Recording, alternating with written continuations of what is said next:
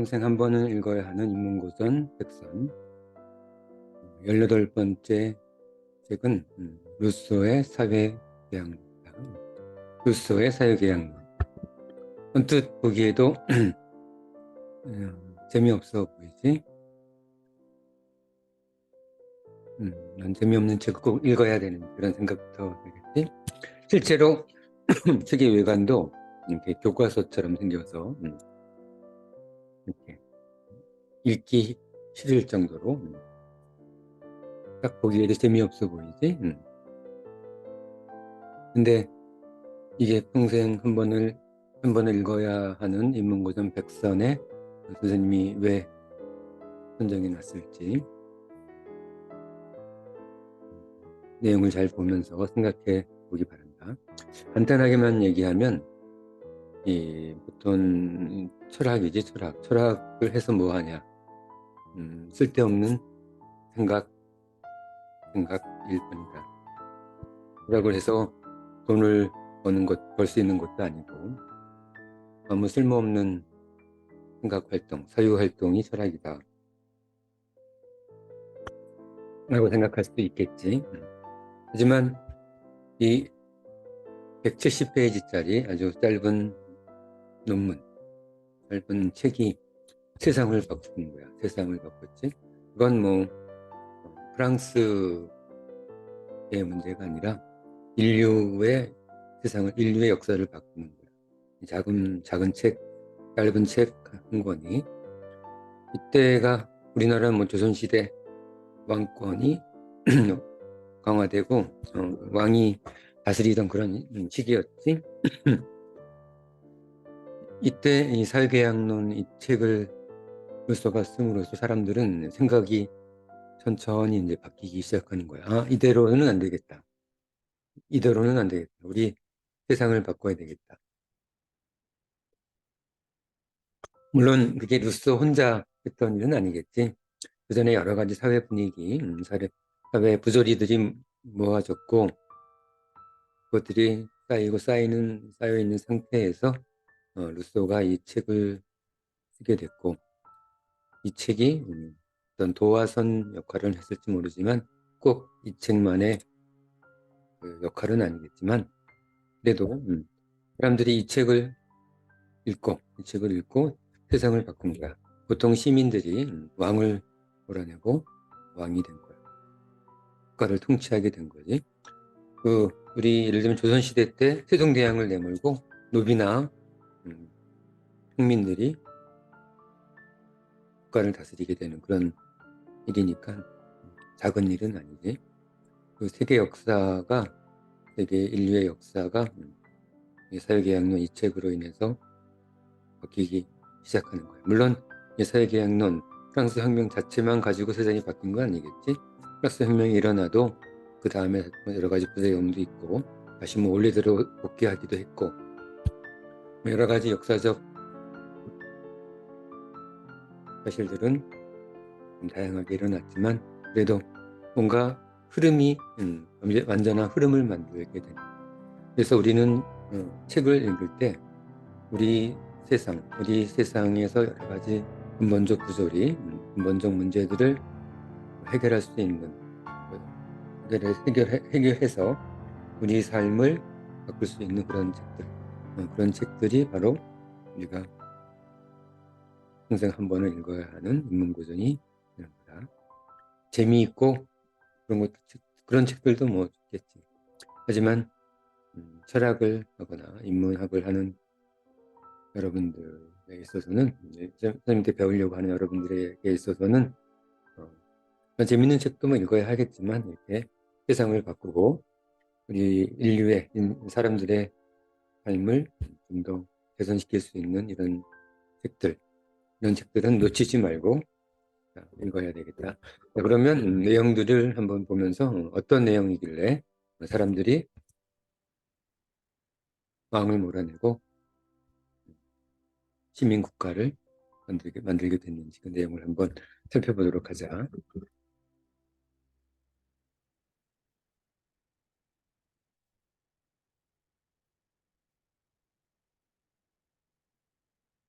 자, 사회계약론 1장이다. 서론이 되겠어, 서론. 나는 사람을 있는 그대로 그리고 법률은 무제한적으로 다룬다면. 사람을 있는 그대로 법률을 무제한적으로 다룬다면 시민의 합법적이고 확실한 정치법칙이 있는지 알고 싶다. 시민의 합법적이고 확실한 정치법칙 이런 것들을 알고 싶어 했던 거야. 그래서 이 책을 쓰게 된 거지. 서론이라고 하면 책을 쓰게 된 동기가 되겠지. 이 책을 썼는지, 왜 사회계약론을 썼는지 그 이유가 되겠지.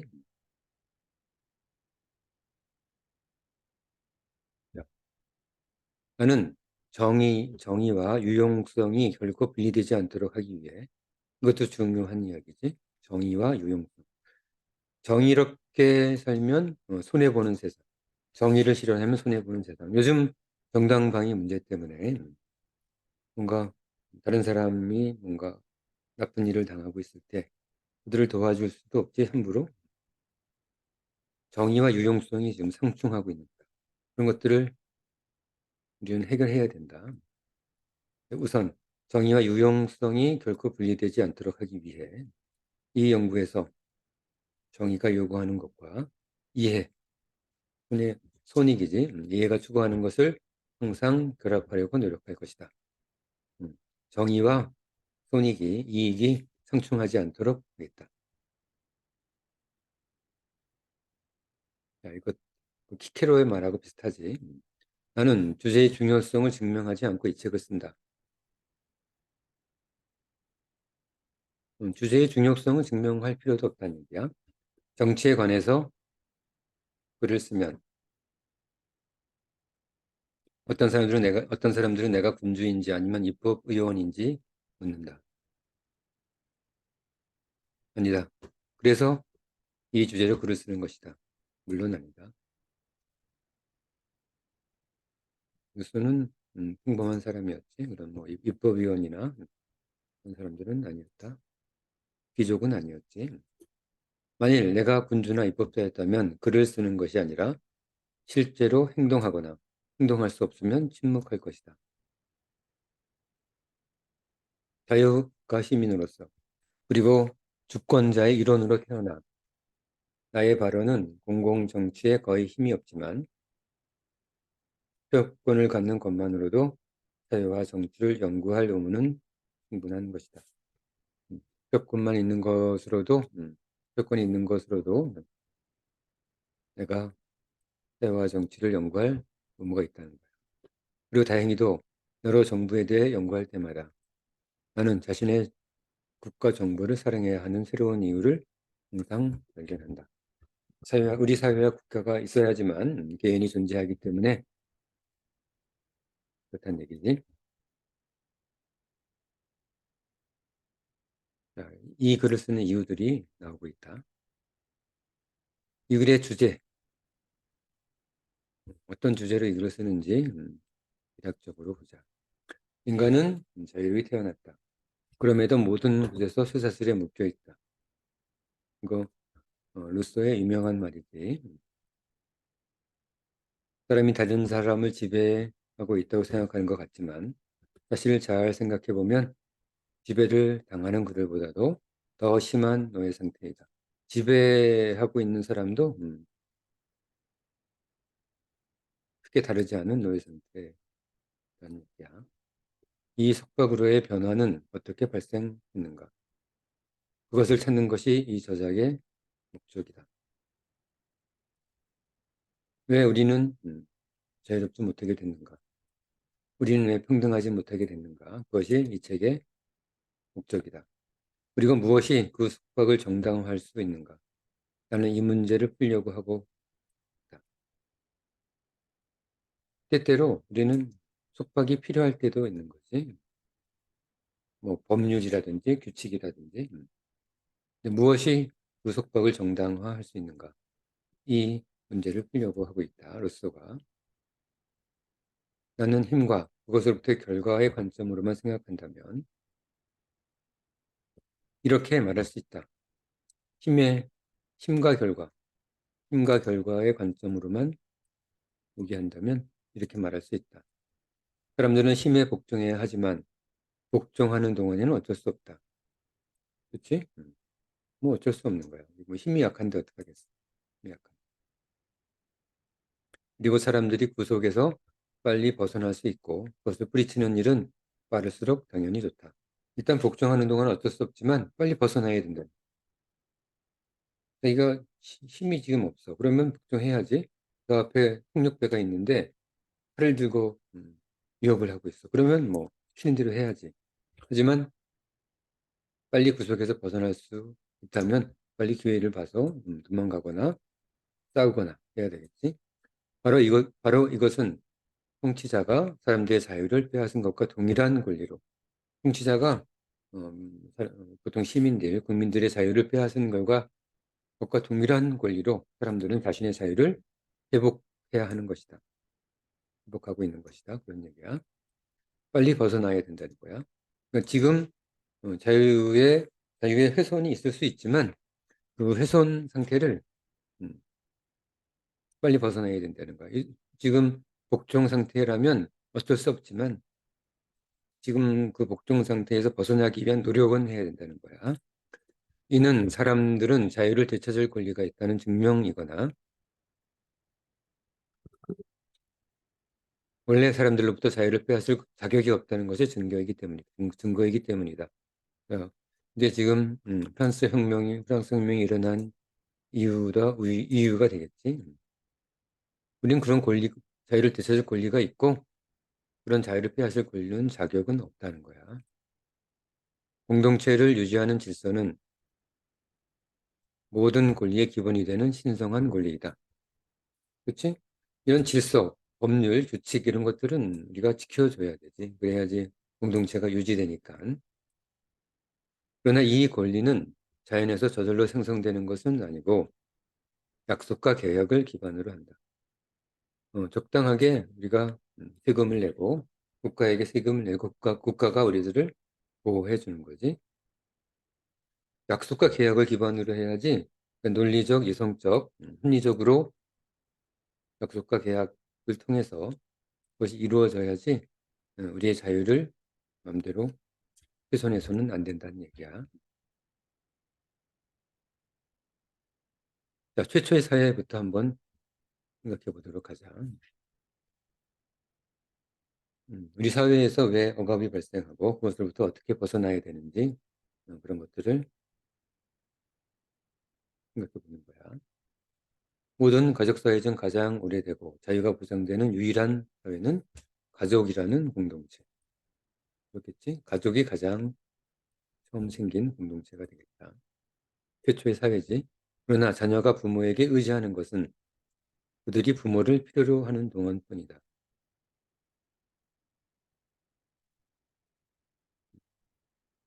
뭐 동물들도 마찬가지지. 커서 자기가 혼자 사냥할 수 있는 그런 시기까지만 부모를 필요로 하지. 그래서 사람들도 자기가 혼자 먹고 살 수 있는 능력이 되면 부모와 독립해야 된다. 이 필요성이 사라지면 이와 같은 자연스러운 연결이 해제된다. 자, 이제 자녀들이 혼자 살 수 있는 나이가 되면 20살 넘으면 20살이나 25살 정도 넘으면 해제가 되게 되지. 이 연결이. 자녀는 부모의 말을 들을 의무가 면제되고 부모는 자녀를 돌봐야 할 의무가 면제됨으로써 부모와 자녀는 서로 독립하게 된다. 자, 한국 사회는 문제가 좀 있다. 만일 그들이 여전히 결합되어 있다면 그것은 자연적인 현상이 아닌 어떤 의도와 어떤 의지에 따라서이다. 그러므로 이때 가족 자체는 약속에 의해 유지되는 것이다.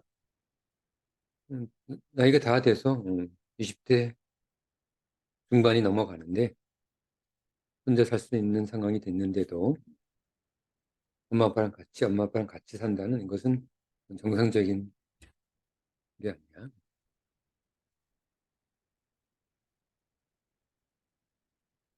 어떤 약속에 의해서 유지된 어떤 의도, 약속에 의해서 유지되는 것일 뿐이지. 가족이라는 공동체에서 부모와 자식 모두에게 적용되는 공통적 자유는 인간 본성의 결과에 기인한다. 그렇겠지. 인간의 첫 번째 율법은 자기 보존을 추구하는 것이며 이게 자연법이지. 자연법 제1법칙이다. 자기 보존을 추구하는 것이 자연법 첫 번째 자연법이야. 이거는 리바이어던을 쓴 홉스의 주장이기도 하지. 우리는 자기 보존을 추구하는 데 있어서 그건 무엇보다도 어떤 법률보다도 앞서는 거야. 자연법은. 누군가 나를 죽이려고 하면 대항해서 나를 죽이려는 사람을 죽일 수 있는 권리. 죽이지 않으면 내가 죽으니까 죽일 수 있는 권리. 그게 자연법이겠지. 전쟁에서는 극명하게 드러나지. 저 적군을 내가 죽이지 않으면 내가 죽으니까. 어, 그 전쟁 상태가 보통 우리 공동체 사회에서도 동일하게 적용되는 거다. 누군가가 나를 해하려고 하면 거기에 적극적으로 대항할 권리가 우린 자연법으로 있는 거야. 정당방위인 거지. 근데 이 한국 사회는 좀 문제가 있지. 어쨌든 첫 번째 실천 항목은 자신을 배려하는 것이다. 그리고 충분한 이성적 나이가 되면 자기 스스로 자기 보존에 적합한 다양한 수단에 대한 결정권을 가지게 되고 이로써 자신의 진정한 주인이 된다. 자, 이렇게 자신에 대한 결정권을 가지지 못하면 진정한 주인이 될 수 없겠지. 이처럼 가족은 정치사회의 첫 번째 모델이다. 통치자는 아버지이고 시민들은 아이들이다. 이거 둘 다 똑같이 평등하고 자유롭게 태어났기 때문에 부모나 자식이나 뭐 평등하고 자유롭게 태어났기 때문에 그들 자신에게 이익이 되지 않는다면 자신의 자유를 포기해서는 안 된다. 이익이 되면 같이 살지만 엄마 아빠가 같이 살지만 이익이 안 되면 엄마 아빠로부터 독립해야 되는 거야. 일반 정치 사회와의 유일한 차이점은 가족의 자녀에 대한 부모의 보살핌을 보완하는 것으로서 자녀의 사랑이라는 점이 있긴 하지만 가족이니까 사랑이 있겠지. 하지만 국가 공동체에서는 사람들에 대한 사랑이 없으므로 권력의 기쁨이 그것을 대신하겠지. 자, 우리 가족이란 공동체에 대해서 생각해봤다. 가족이란 공동체도 어떤 합리적인 계약에 의해서, 사회계약론이지, 합리적인 계약에 의해서 유지가 된다는 거야. 그래야지만 그게 자연스러운 세상을 유지할 수 있다는 얘기다.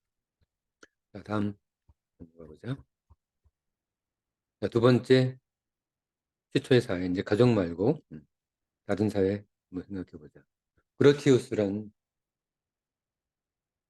법 철학자지. 그로티우스는 모든 인간의 권력은 인민을 위해 존재한다는 것을 부정한다. 반대야, 그치? 인민을 위해 존재하지 않는다는 거야. 왕을 위해 존재한다는 거지. 다시 말해, 그는 노예 제도를 예로 든다. 인간의 권리에 대한 그가 항상 하는 추론은 사실에만 기반하는 것이다. 실제 상황이 그렇다는 거야. 그로티우스 상황. 프랑스 상황이 되겠지. 예를 들면 프랑스 상황이 되겠지. 보다 합리적인 방법을 사용할 수 있지만 그렇게 하면 군주들이 그것을 좋아하지 않기 때문이다. 실제로 뭐 합리적, 철학적 제안을 하게 되면 뭐 군주들은 좋아하지 않겠지. 그러므로 그로티우스에 따르면 모든 사람들이 100명의 인간, 왕이나 귀족이 되겠지? 에 종속되어 있는지 또는 100명의 사람들이 모든 시민들이 종속되어 있는지는 확실치 않다. 그러나 이 책 전체에서 그는 전자의 의견에 기울고 있는 것 같다. 전자, 100명의 인간에 귀속되어 있다는 거지. 모든 사람들이 귀족과 왕에게. 이 같은 생각은 홉스의 생각도 비슷한 생각이었어.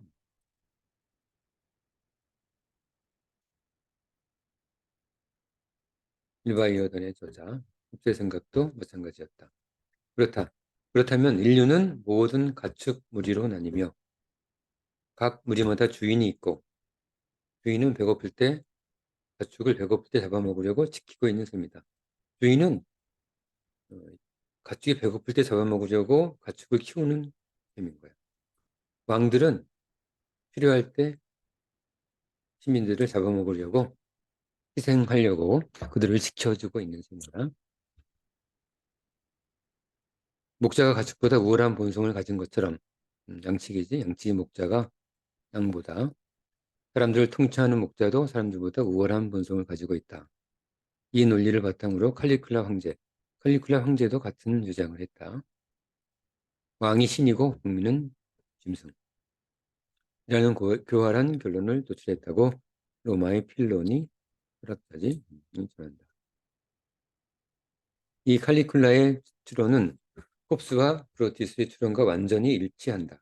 똑같아. 지금 홉스, 브로티우스, 칼리큘라 전부 다 같은 생각이다. 그렇지? 국민들은 가축의 무리라는 왕과 귀족들을 위해 사는 언제든지 잡혀먹을 수 있는 가축의 무리일 뿐이다. 그럼 아리스토텔레스는 어떤 생각일까? 가보자. 아리스토텔레스, 서양 철학의 근본이지. 아리스토텔레스 또한 그들보다 먼저 인간은 태어나면서부터 평등한 것은 아니며 아리스토텔레스도 마찬가지 평등을 부정하고 있다.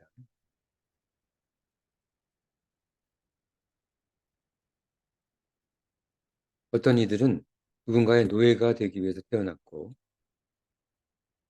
또 어떤 이들은 누군가의 주인이 되기 위해 태어난다고 말했다.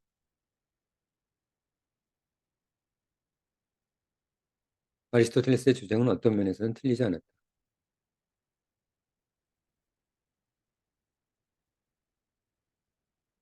사실 뭐 그때 시대 상황으로 봐서는 아리스토텔레스도 어쩔 수 없는 주장이 되겠지. 그러나 그는 원인과 결과를 바꿔 생각하고 있다. 즉 노예로 태어난 인간이 노예가 되기 위해 태어났다는 것은 말 그대로는 틀리지 않다. 그렇지? 태어나면 바로 노예니까. 부모가 노예면 자식들도 노예니까. 노예가 되기 위해 태어난 것은 뭐 말 그대로 틀리지는 않지. 하지만 세상에 이거보다 더 확실한 것이 있겠는가? 노예는 억압의 쇠사슬에 묶여 모든 것을 잃어버리고 심지어 탈출하려는 욕망도 잃는다. 탈출하면 뭐 그대로 목숨을 잃으니까. 그들의 복종은 오디세우스의 친구가 돼지가 된 것을 기뻐했던 것과 같다. 일리아드 오디세이에 나오는 그런 얘기지. 인간으로 죽을래, 돼지로 살래. 돼지가 된 것을 기뻐했지. 따라서 본성적인 노예가 있다고 하더라도 그것은 자연에 역행하여 과거에 노예라는 것 자체가 있었기 때문이다. 자연은 그런 게 없는데 전쟁 포로가 돼서 뭐 특별한 응모에 가담해서 노예가 될 원래부터 노예였다는 것 자체가 원인이라는 거지. 원인과 결과를 혼동하면 곤란하다. 아리스토텔레스의 말을 반하고 있다. 폭력은 그 억압으로 최초의 노예를 만들었고 그들의 무저항, 무력감은 그들을 영원한 노예로 유지할 것이다. 자, 여기서 암시하는 바가 있지. 자, 우리가 지금 폭력과 억압으로 자유와 평등을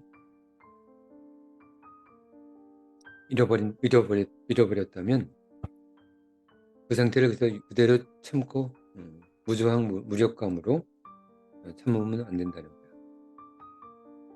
무저항, 무력감으로 인내만 하고 있으면 우리들은 영원한 노예로 돌아갈 수밖에 없다. 자, 인내하지 말고 공기해서 새로운 국가를 만들라. 새로운 나라를 만들라고 토론해서 운을 띄우고 있다. 자, 여기까지가 루소의 사회계약론 서론부입니다.